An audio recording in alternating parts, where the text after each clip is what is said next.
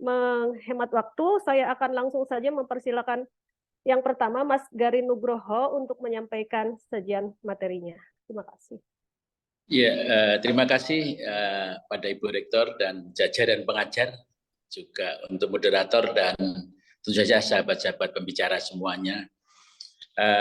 Ini memang tema yang sedang sangat populer ya, tentang seni dan digital sangat populer sekali, dan dalam buku-buku baru yang jadi masalah kita, tentu saja hari ini juga mahasiswa juga menjadi bagian dari diskusi ini. Salam hangat dan salam kreativitas untuk mahasiswa semuanya.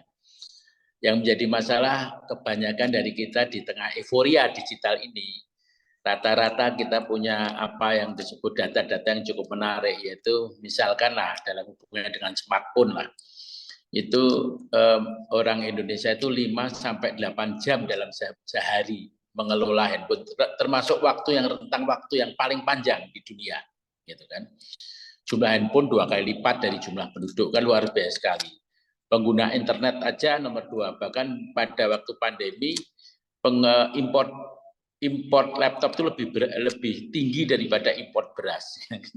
Jadi data-data ini kan menunjukkan bahwa euforia digital itu luar biasa, tapi dari para pakar sekarang filsafat itu justru mempertanyakan tentang euforia digital ini, baik dalam hubungan dengan bisnis dan sebagainya, dengan seni dan sebagainya, karena rata-rata sebagian negara apa isu-isu seperti generasi Z, ya kan, digital dan sebagainya itu menjadi isu, bukan menjadi daya tumbuh. Jadi ada beda, menjadi isu itu dibicarakan terus. Ini loh generasi Z, generasi ini yang dulu beda dengan yang sekarang, itu menjadi isu. Dan kemudian pemerintahan juga mengelola itu tidak di dalam daya tumbuh yang menyeluruh, tapi sebagai bagian dari apa yang disebut praktek-praktek politik yang justru mengembangkan isu, misalnya mengembangkan buzzer, influencer dan sebagainya gitu. Dan lebih pada praktek perdagangannya, itu yang menjadi catatan dari beberapa. Oleh karena itu, kemudian teknologi baru itu kehilangan sifat-sifat utamanya, seperti kecerdasan buatan atau AI ini. Kehilangan sifat utamanya, yaitu sifat apa yang disebut nilai-nilai critical thinking-nya, berpikir kritisnya, dan penggunaannya bagi daya tumbuh, termasuk untuk misalnya seni gitu. Dan ini yang menjadi tantangan terbesar. Maka ketika AI itu menjadi suatu misalnya suatu euforia baru, segalanya bikin deck aja, bikin proposal pakai AI, semua pakai. Tapi kehilangan filsafat misalnya, kehilangan psikologi, maka kehilangan humanioranya dan kehilangan aspek seni dan budaya sebagai dasar bagian dari humanioranya. Oleh karena itu mungkin saya akan memberikan suatu skema saja, yang contoh-contoh menurut saya sudah tidak perlu karena di sini ada banyak pembicara yang sangat bagus-bagus ya. Nanti malah menghabiskan waktu, karena ada teman-teman mahasiswa pasti sudah banyak melihat karya-karya yang berhubungan dengan digital. Misalnya YouTube ya, performance YouTube udah pasti. Yang tadi disebutkan tadi kan, pembukaan Asian Games ya kan, seni rupa dengan digital tinggal dibuka di web, Anda akan menemukan jejaknya lah gitu-gitu. Nah, oleh karena itu saya akan langsung pada skema pertama, mohon Mas Galih. Hari ini saya memberi judul tentang civic skill. Ya, civic skill. Orang seringkali kan nyebut dalam berbagai istilah itu civic sebagai warga negara ya. Warga negara, misalnya civic education, pendidikan warga negara kan gitu. Nah, ini saya mengambil judul adalah civic skill.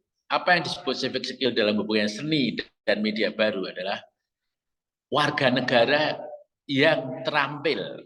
Itu. Jadi ada civic skill di situ, kalau Anda lihat bagian di tengah adalah warga negara yang terampil digital, kan gitu kan, hubungan dengan digital. Dalam hubungan seni adalah para penggiat seni dan aktivis seni yang terampil dalam hubungannya dengan digital. Civic skill ini sebenarnya melandasi kesejahteraan seluruh bangsa. Orang selalu bilang bangsa yang sejahtera apabila kelas menengah terampil.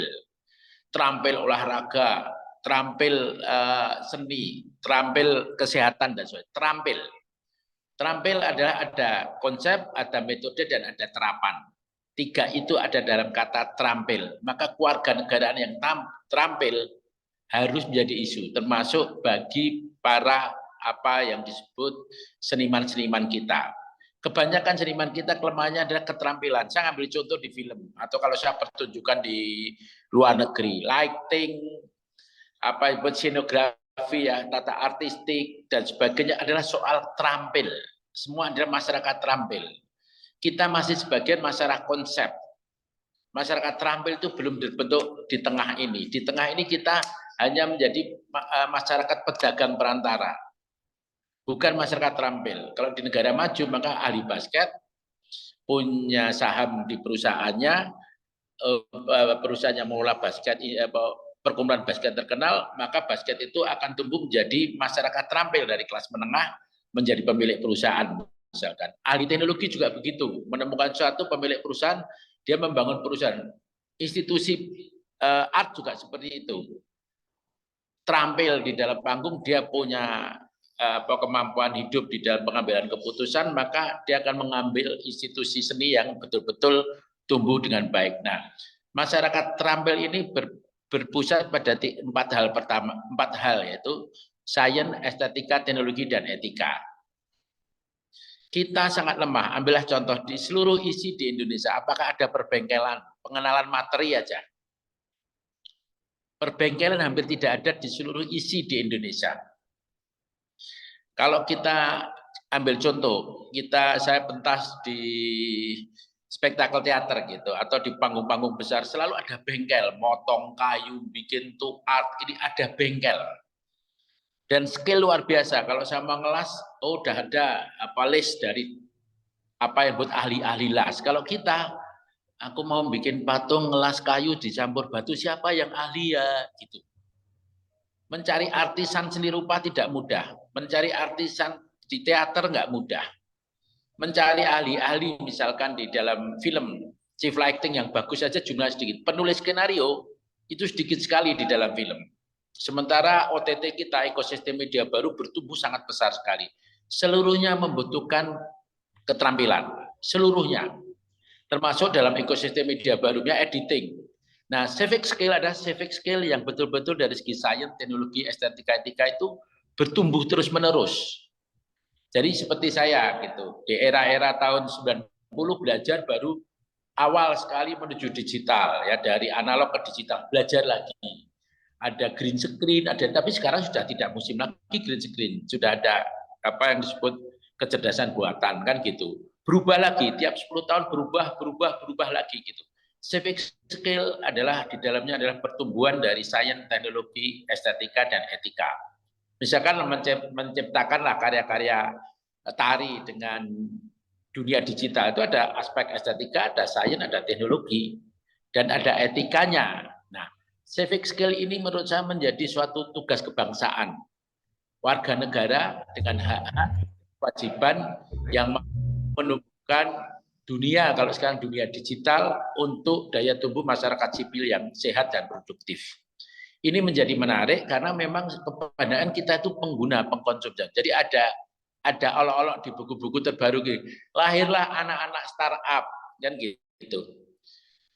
Ketika startup bangkrut pun mereka memilih, tetap banyak yang bangkrut memilih kerja di startup daripada kerja jualan bebek yang kebutuhan bebek itu di warung-warung banyak banget. Karena apa? Karena startup sebagai gaya hidup, sebutkan sebagai daya hidup.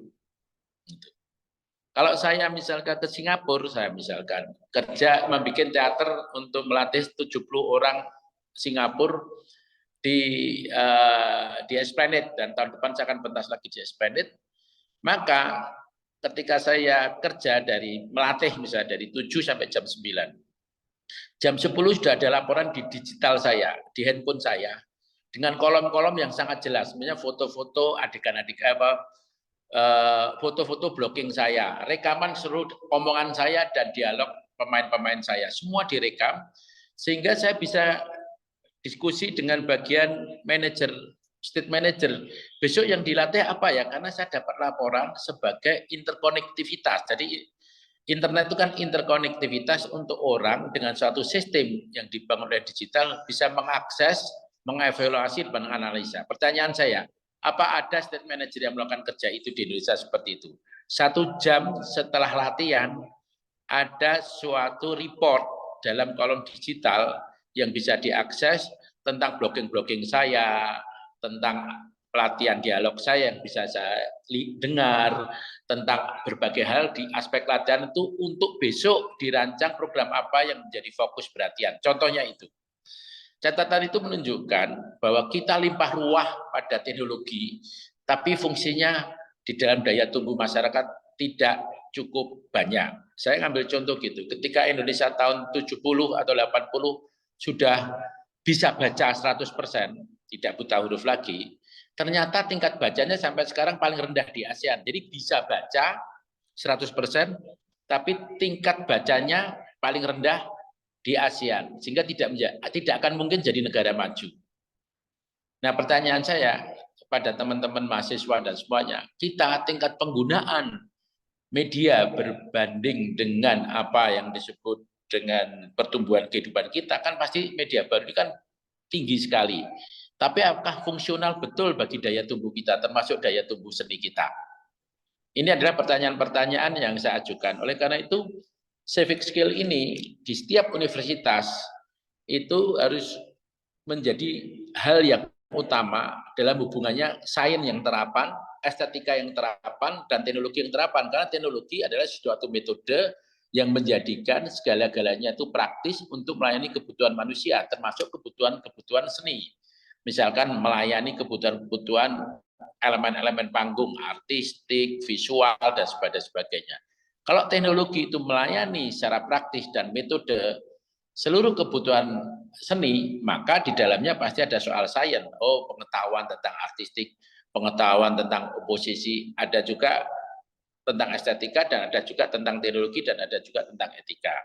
Ini maka tema hari ini adalah kita harus mampu membangun civic skill suatu masyarakat warga negara yang punya keterampilan untuk dengan media baru, kalau temanya media baru, untuk melahirkan suatu masyarakat yang kritis dan produktif, termasuk dalam hubungan dengan seni. Nah, mungkin kolom kedua, saya langsung pada kolom kedua.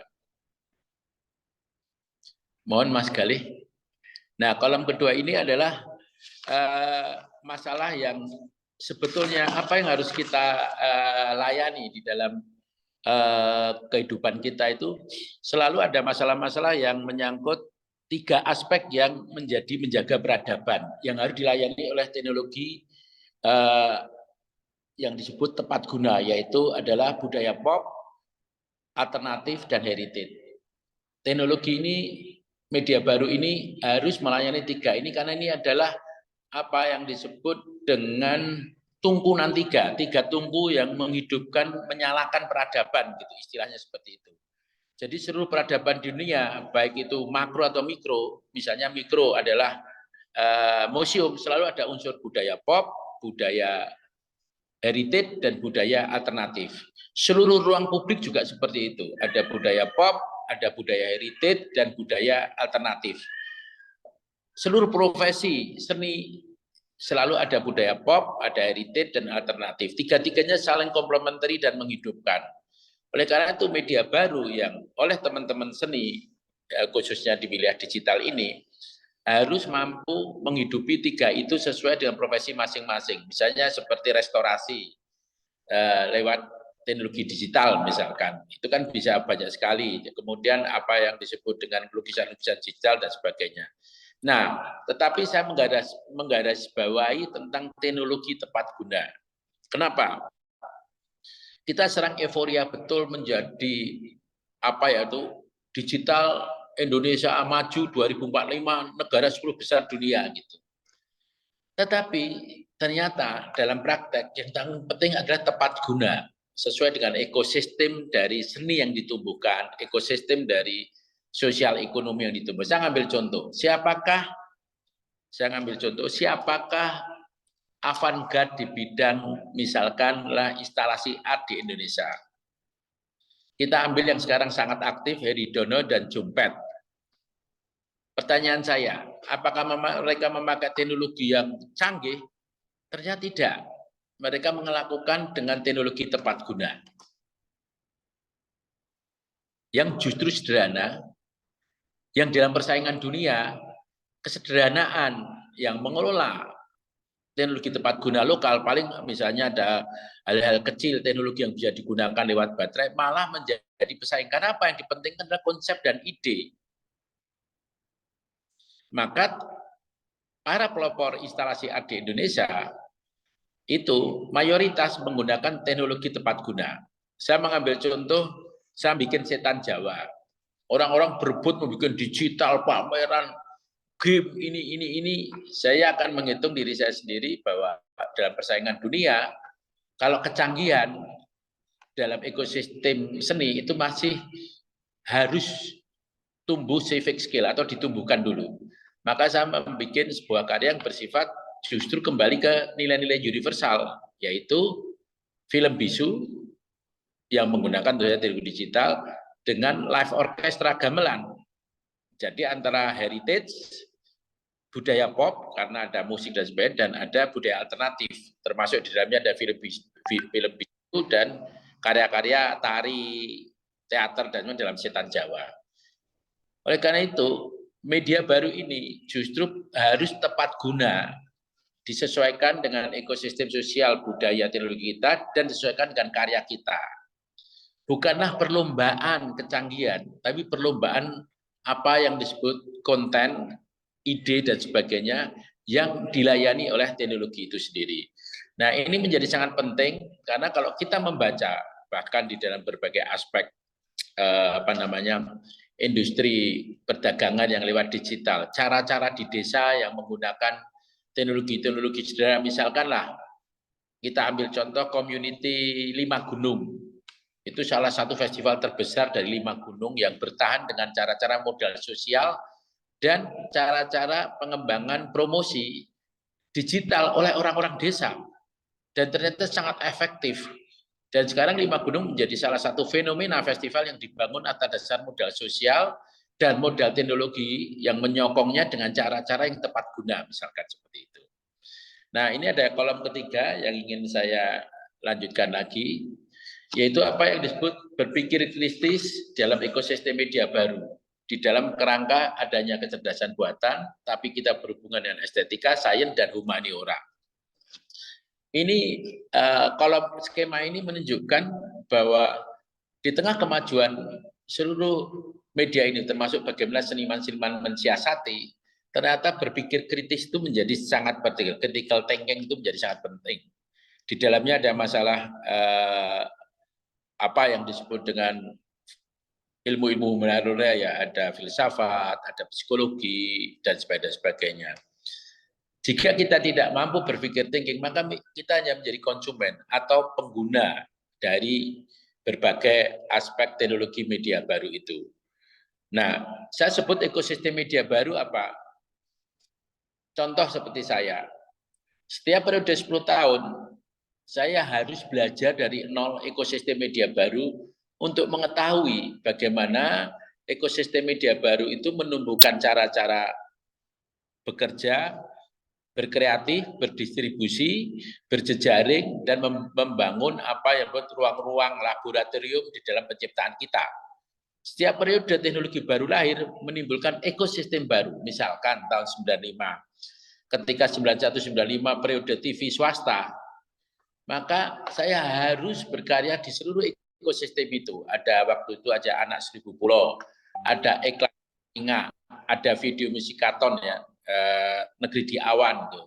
Lalu ada iklan-iklan gudang garam. Saya membuat karya-karya di TV untuk memahami apa yang berhubungan penonton dengan karya-karya iklan khususnya atau karya dokumenter. Memahami cara-cara mengelola sumber ekonomi dan jejaring untuk melahirkan penciptaan gitu. Tapi saya juga berkarya tetap di film ada, kemudian juga berkarya di wilayah-wilayah komunitas. Karena dulu itu antara TV, film, komunitas jadi satu ekosistem. Tetapi di tahun sekarang, ekosistem berubah sama sekali dengan adanya digital. Maka ada platform OTT kayak Netflix dan sebagainya. Ada YouTube, kemudian tetap ada film, ada TV, kemudian ada homemaking, yaitu ruang-ruang yang dibikin sendiri kayak podcast dan sebagainya. Inilah ekosistem media baru yang kita harus berpikir kritis untuk menggunakannya sebagai ruang penciptaan, ruang laboratorium, ruang distribusi, ruang tontonan, dan ruang industri kreatif. Maka di tahun ini misalkan di tahun Anda lihat saya ikut jadi desain produksi untuk apa yang disebut dengan film Perfect Fit untuk Netflix. Pertama kali original Netflix itu saya desain produksi dan skenario. Saya bikin disebut dengan payung fantasi untuk YouTube yang follower yang pengungguhnya 20 juta dengan Galeri Indonesia Kaya musikal. Saya tetap membuat film, tapi saya juga membuat film yang multimedia atau teater multimedia seperti Setan Jawa ataupun juga yang terakhir adalah Planet Elemen. Itu multimedia teater gitu. Tapi saya juga tetap hidup di melakukan pendidikan dan pengembangan, membuat komunitas film dan festival-festival di berbagai tempat. Untuk apa? Karena setiap pengkarya harus mampu membaca ekosistem media. Di setiap ekosistem atau setiap kelompok klaster misalnya kayak ekosistem media baru OTT ya, Prime, Netflix, WeTV, mereka punya apa yang disebut tata kelola ya kan yang berbeda, tata distribusi yang berbeda, tata standarisasi teknologi yang berbeda, tata ukuran keberhasilan ekonomi maupun karya yang berbeda. Maka setiap klaster dari ekosistem media, misalkan di YouTube, oh kalau di YouTube ternyata membuat payung fantasi dengan Galeri Indonesia Kaya itu lebih baik paling panjang 11 menit untuk karya seri. Tapi kalau di OTT 40 menit, 30 menit boleh. Kenapa? Kalau di YouTube ditonton lebih banyak dengan handphone. Konsentrasinya kecil, layarnya kecil, dan menonton dengan tidak fokus. Maka kalau terlalu panjang fokusnya kurang, maka lebih baik seri payung fantasi yang lebih ke YouTube yang dinikmati tidak dengan TV tapi lebih banyak handphone itu 11 menit saja. Tapi kalau untuk OTT 30 menit bisa karena mereka lebih mempersiapkan diri biasanya dengan layar TV yang gede. Tapi kalau ke bioskop 1,5 jam dengan gambar yang estetik ya, cerita yang detail nggak apa-apa karena masuk bioskop adalah tingkat konsentrasi di dalam ruang yang gelap gitu. Berbeda dengan nonton di TV, di laptop ataupun di handphone. Jadi sahabat-sahabat mahasiswa, pelajarilah menurut saya seluruh ekosistem di tiap periode yang akan berubah terus-menerus gitu. Dan ketika Anda mempelajari itu, maka akan Anda menemukan bisa di wilayah YouTube, di wilayah misalnya OTT seperti Netflix itu ternyata ada suatu apa yang di dalamnya tata kelola, tata distribusi, tata manajemen, tata standarisasi teknologi yang berbeda-beda. Netflix, Prime dan sebagainya dalam kelas dunia, maka mereka editor pun sudah dididik oleh mereka untuk mengetahui misalnya standar penyimpanan yang aman seperti apa. Hal yang sederhana sekali. Tapi mereka ajarkan karena menyangkut suatu bisnis yang tingkat dunia. Sahabat-sahabat semua dan tentu saja rekan-rekan juga sahabat-sahabat tercinta yang kebetulan mendengarkan. Sesungguhnya teknologi dilahirkan menjadi bagian dari kemanusiaan kita untuk melayani manusia agar hidup bisa lebih nyaman, lebih cepat, lebih terukur dan sebagainya dalam ruang yang lebih luas dan cepat seperti itu. Maka seringkali disebut manusia adalah anak teknologi, tapi sebenarnya manusia seharusnya menjadi bapak atau ibu dari teknologi itu sendiri. Dan menurut saya tidak perlulah menjadi sangat kaget dan penuh euforia terhadap istilah-istilah seperti graduate, terbang digital dan sebagainya. Kalau Anda melakukan perjalanan ke dunia, kalimat-kalimat itu tidak ada. Karena apa? Karena itu sudah menjadi daya hidup sehari-hari yang harus dijalani dalam civic skill tadi. Warga negara yang terampil untuk mengolah teknologi dengan memahami sains, estetika teknologi, dan etika di dalam kerjanya. Dan tidak menjadi isu gosip yang hanya menjadi pameran gaya hidup. Inilah yang paling penting, karena kalau tidak, kita hanya menjadi negara konsumen. Bahkan nanti kalau ada perkembangan digital, TikTok ada, Tanah Abang habis. Seluruh konten-konten kita habis, karena kita tidak merawat konten. Nah, pada bidang seni, kita mengalami apa yang disebut kelangkaan untuk menjadi masyarakat terampil. Misalkan pada artistik aja, itu langka sekali yang artistik panggung yang sangat fasih mengenal materi. Itu langka sekali. Kelangkaan-kelangkaan di berbagai aspek seni di bidang keterampilan, civic ini, maka para seniman sangat butuh artisan misalnya. Itu harus menjadi PR kita yang panjang. Dan sebagai penutup saya ingin mengatakan manusia dan nilai berubah dan nilai yang universal. Nilai universal tidak usah takut. Nilai universal bahkan dengan teknologi yang sederhana, apakah bisa hidup? Sangat bisa hidup. Karena manusia sesungguhnya dilayani dan membentuk kemanusiaannya sendiri. Dilayani oleh teknologi digital, tapi bisa membentuk kehidupan kemanusiaan sendiri. Misalkan di London sekarang, orang lebih suka nonton teater yang klasik, tidak pakai hiasan digital dan sebagainya, karena ingin merasakan duduk bersama, menikmati manusia dan pertunjukannya, dan keterampilan acting, dan juga jalan cerita yang dibangun oleh manusia.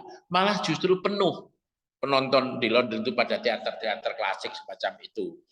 Dunia-dunia festival yang berkumpul, tidak pakai teknologi juga diinginkan, karena manusia adalah manusia dalam rumah dan manusia di luar rumah, manusia sendiri dan manusia berkumpul. Oleh karena itu pengembangan di luar aspek-aspek teknologi pun berbanding juga lurus dengan dunia baru dari media baru itu sendiri. Bahkan kalau teman-teman saya ada seorang kritikus dari Guardian atau monitoring, ngapain kamu tiap hari pakai handphone? Aku bilang kalau nggak pakai handphone di Indonesia nggak eksis kan gitu. Dia malah jawab, saya nggak mau terganggu, saya hanya pakai laptop aja, jam 7 sampai jam 10, seluruh dia adalah seorang kurator film-film di 5 festival, sibuknya luar biasa, data filmnya ratusan yang harus diakses. Dia nggak sibuk, dia bilang sebetulnya di dunia itu yang mau dari awal teknologi itu selalu berubah dan melayani kita dengan berbagai cara. Tetapi kebanyakan kita lalu euforia dengan itu dan kita hidup sebagai teknologi. Akibatnya misalkan pemain bola nggak berlatih bola tapi sibuk menjadi video YouTuber, ya, menggunakan digital lebih banyak foto-foto. Kata dia kalau pemain bola ya main bola dulu. Kalau dia terkenal mau didistribusikan, mau dikembangkan, mau ini kan terserah pemasar digitalnya. Kalau saya nulis kurasi sinopsis film atau review, ya saya fokus ke situ. Bagian dari promosi atau publishing yang bekerja. Masa lalu kalau saya kerja di bagian lingkungan hidup suatu hutan, saya sibuk dengan konten, ya hutannya nggak akan terawat gitu. Politikus kita juga sibuk YouTuber, kata dia YouTuber itu orang kaya yang hidup dari YouTube. Pemain bola hidup dari bola, seniman hidup dari seniman, ada seniman media, ada bukan. Oleh karena itu harus dihidupkan bahwa kemanusiaan itu tidak menjadi budak dari teknologi. Kata dia, negaramu akan riuh tapi rendah, kata dia. Karena kalau influencer dan buzzer itu tidak profesional, yang lahir orang-orang tidak profesional. Dan itu menjadi alat politik, menjadi alat dagang, alat ini yang semuanya malah tidak mempunyai konten daya tumbuh Indonesia. Itu kira-kira. Mohon maaf saya agak terlalu cepat, karena juga banyak hal yang sedang harus saya lakukan. Tapi untuk menutup saya hanya mengatakan, sebuah bangsa yang tumbuh besar akan tumbuh dalam apa yang disebut dengan civic skill, yaitu warga negara dengan hak dan kewajiban dan proses pertumbuhannya mampu mengelola keterampilan-keterampilan. Kalau dalam media baru atau digital adalah digital yang punya fungsi sebagai daya tumbuh masyarakatnya. Dalam hubungan dengan seni, civic skill adalah suatu warga negara atau seniman-seniman yang punya hak dan kewajiban untuk mengelola apa yang disebut digital sebagai hak asasi pertumbuhan untuk menciptakan karya, mendistribusikan menjadi lab atau menjadi jejaring dan menjadi bagian dari ekosistem media baru itu sendiri. Tanpa suatu civic skill, maka sebetulnya negara ini tidak akan tumbuh. Contohnya lah, Vietnam tumbuh bagus karena manufaktur bagus. Kita keterampilan menjadi kurang kan. Kita jualan pinter, nikel dan pinter lah, apalagi dengan harga murah kan gitu. Tetapi menjual keterampilan kita masih jauh tertinggal, bahkan akan tertinggal oleh Vietnam dan sebagainya. Contoh-contoh Jombet, contoh-contoh Heridono, contoh-contoh berbagai bentuk seni kita yang bisa internasional kayak boneka dari Jogja.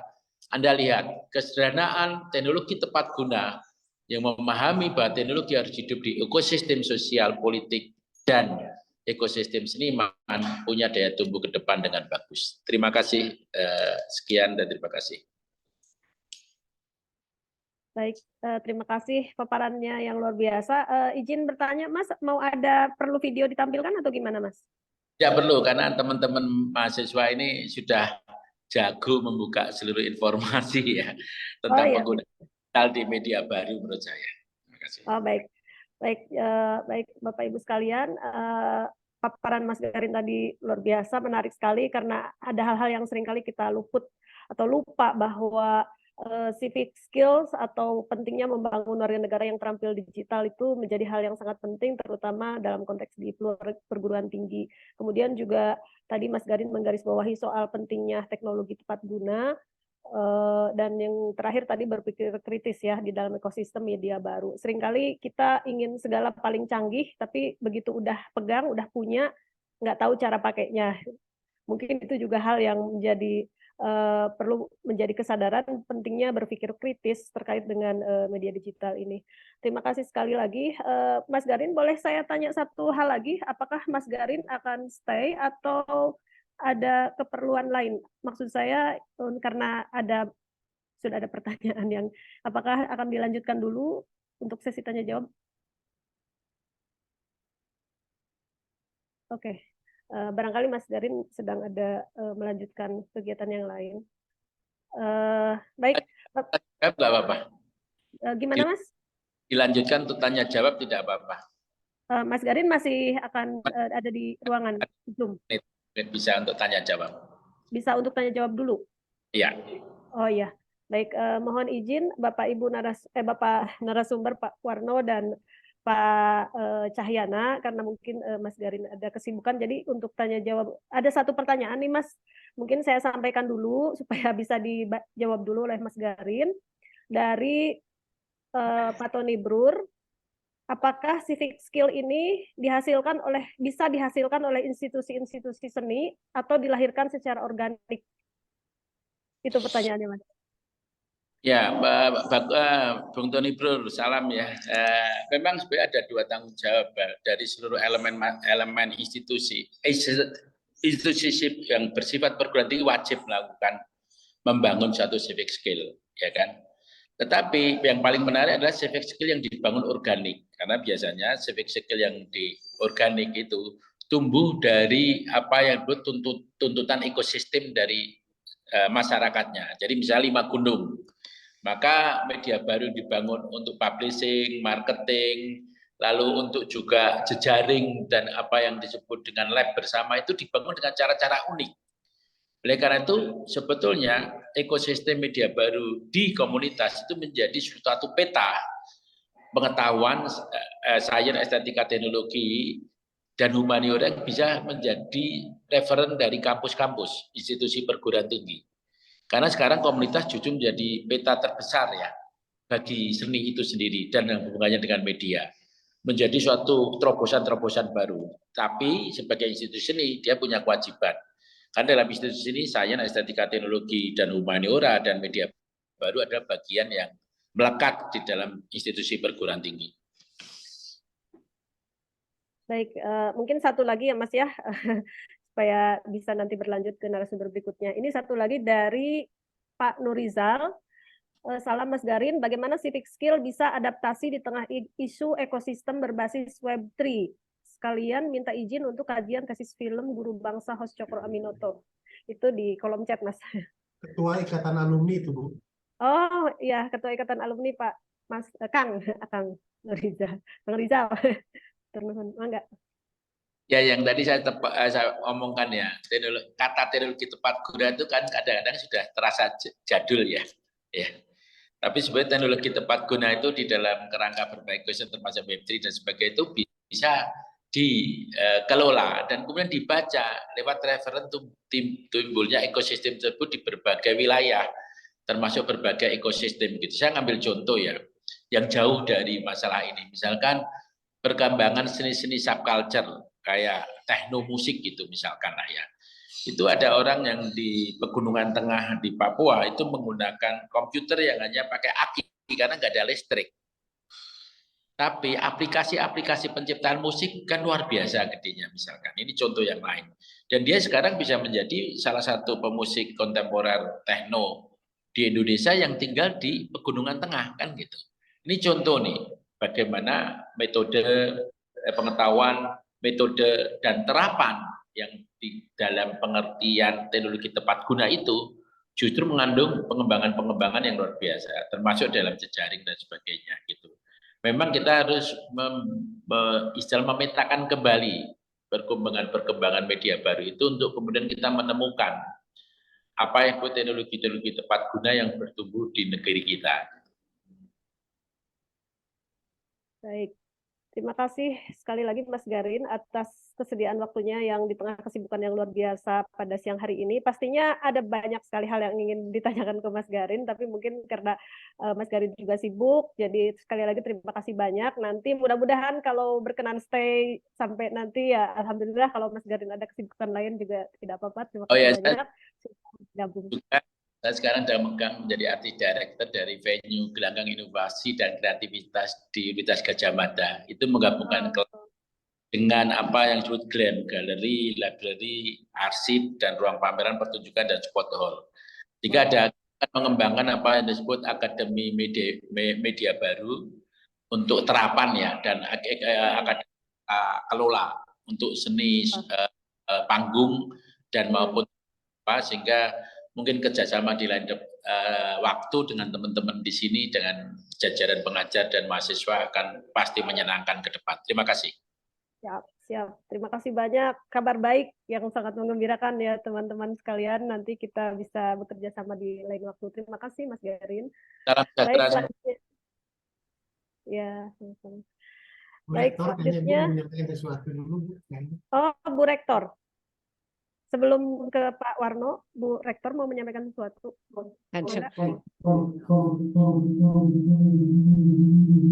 Sorry.